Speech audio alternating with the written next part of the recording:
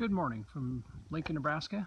This is Jeremy Murphy, and I am a runner, marathoner, running coach, run streaker, ultramarathoner, and yes, I have asthma. I'd like to talk to you about how running has transformed my life.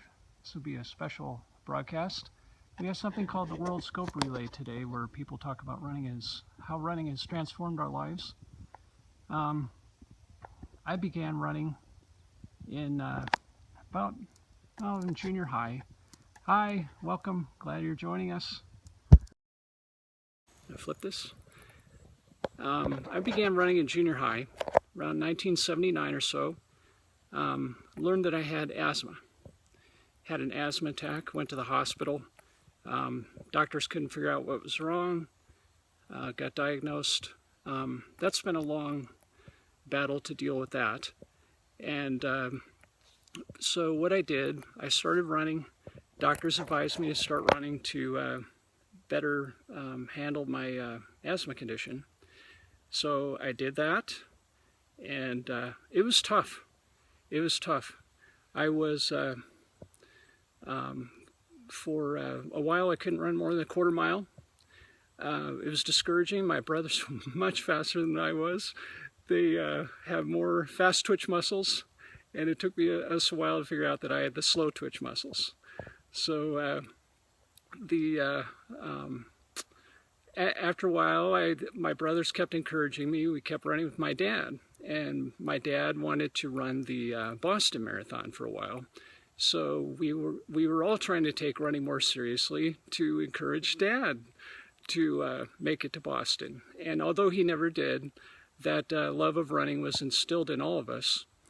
So I began running track and field, and my first success was with the high jump. For some reason I was able to jump higher than some folks. Did the long jump. That didn't go quite as well. Started doing the hurdles, kept hitting the hurdles. Darn those hurdles. You know, you think you're over the hurdle, you hit the hurdle goes down. Really embarrassing. Then your coaches have to bring that to your attention later. So the hurdles was kind of a short-lived love there. So, but I kept running, and I found that I wasn't fast, but what I lacked with speed, I made up with heart. And by the point that I got to high school, I ran track. At that point, my asthma doctors told me, you can't run, you can't play football anymore. You need to do something else. So they told me to run, and I wasn't too happy with the doctor's decision on that. But that was a fork in the road that I really needed to have.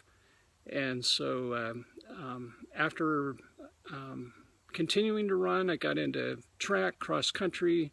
Love cross country. This is when I fell in love with running. In cross country in high school, just the peace and the tranquility, being outdoors, the trees. I'll show you our maple tree behind me. And we have a spruce tree over here, just to reinforce the trees. But I found that was very relaxing and peaceful, and kept working hard with running. Wasn't very fast. Ran the mile and 2 mile in high school with track.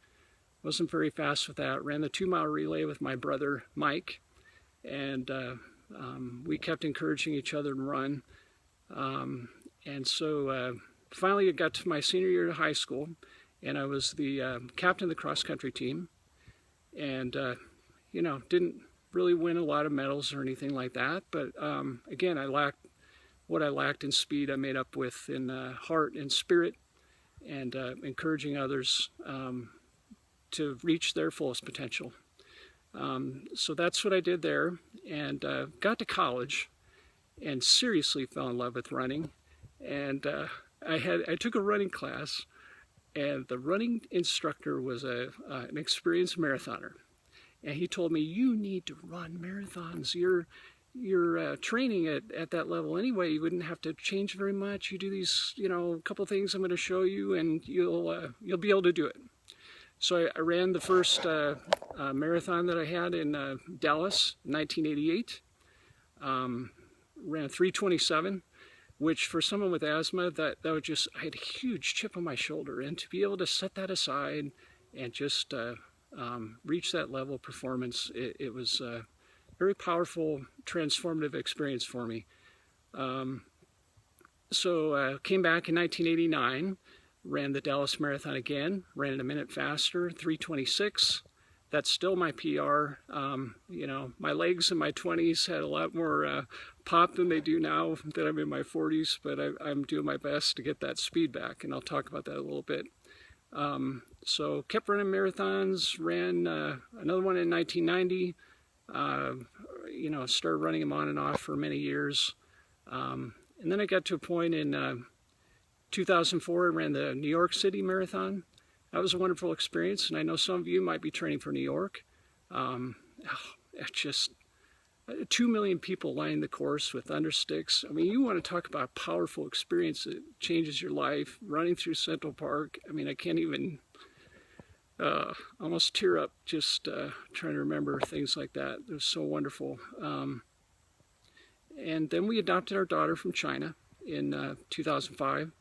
And then I kind of put marathons on the shelf for a while, gained some weight, you know, couldn't seem to find the time to do it. Gained a lot of weight, and by you know, 2008 to 2010, I was at a point where I had to lose a lot of weight. So I started running more, and I lost I think 47 pounds due to running. Started run streaking in 2013 on November 19th, the day after my wife's birthday. Just running a mile more every day, and I've continued that since then. That's given me a much deeper appreciation for running, and you know, a lot of more tricks in my bag of tricks that I can use during a race, or you know, just lessons that people should know when they're running, things you can teach others. So you know, things have gotten better since I started the run streak, and I found taking diet and nutrition seriously has helped.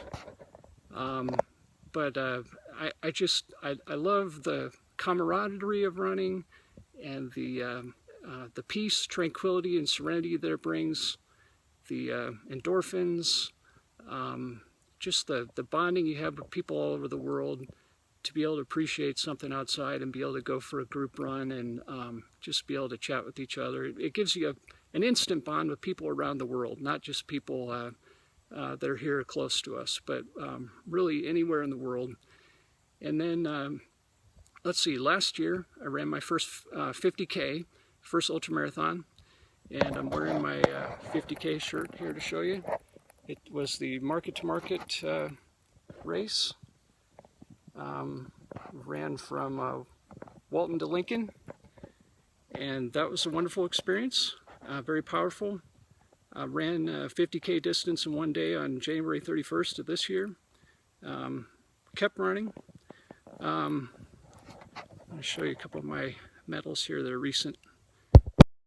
This is the 50K medal from the Market to Market race. In May of this year, I ran the Lincoln Marathon. Ran the fastest marathon I've run since 2004 in a 4:19. And then for many years I've been pursuing a gold age group medal in the Cornhusker State Games, and that had eluded me. I got a silver and then 2 bronzes, and then this year I switched to their 10-mile race, and I was fortunate to win my age group. In the 10 mile is the State Games of America. The Cornhusker State Games hosted it this year. So, running's really taken off for me recently, and I became a certified running coach recently. A couple years ago, I started a blog. My blog is called Running Groove Shark, and the blog can be found at runninggrooveshark.com. And I found that 2 years ago when I started the blog, my love for running deepened, and I've been trying to give people training tips, techniques they can use, you know, making things simpler for people just by maybe changing one or two things, or maybe a list of 10 and kind of rotating them and seeing what works. But that's been a great experience. But again,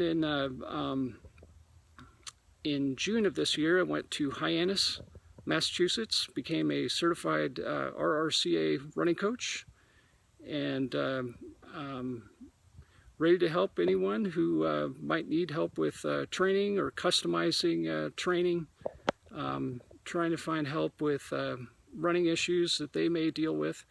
I have encountered some injuries. I've had plantar fasciitis, I've had heel spurs, I've had knee injuries, nothing like that recently.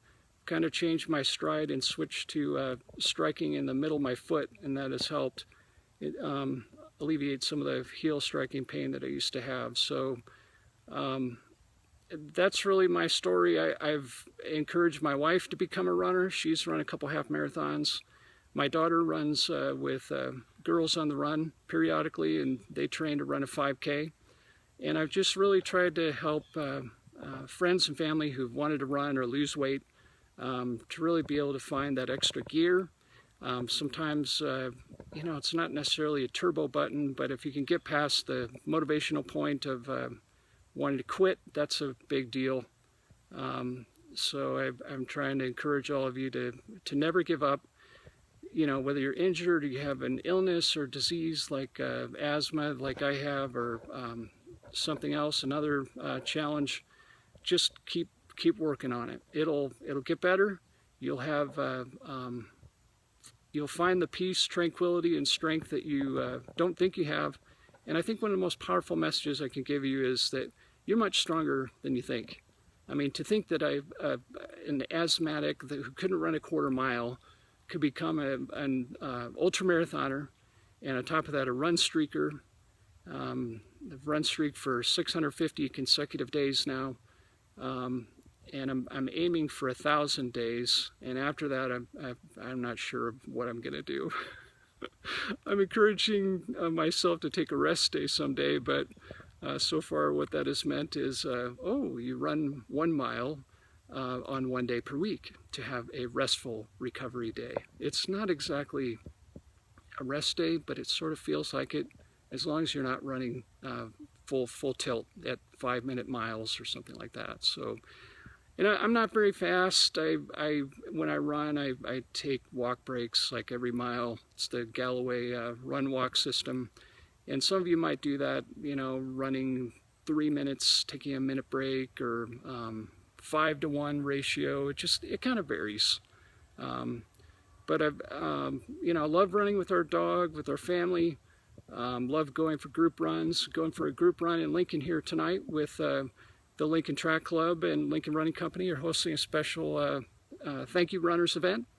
And so maybe I'll see some of you there. And if not, I guess I just encourage you to maybe take up running, to try alternate it with walking if necessary. You know, start with walking if you need to.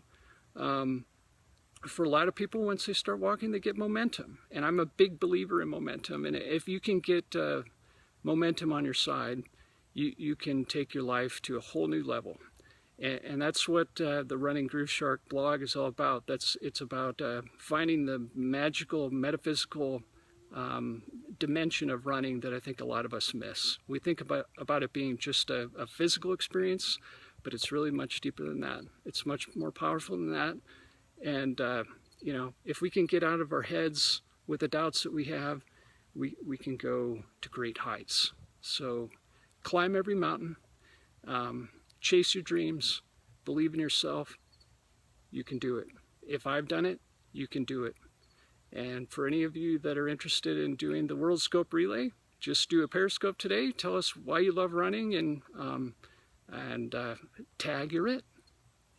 Bye.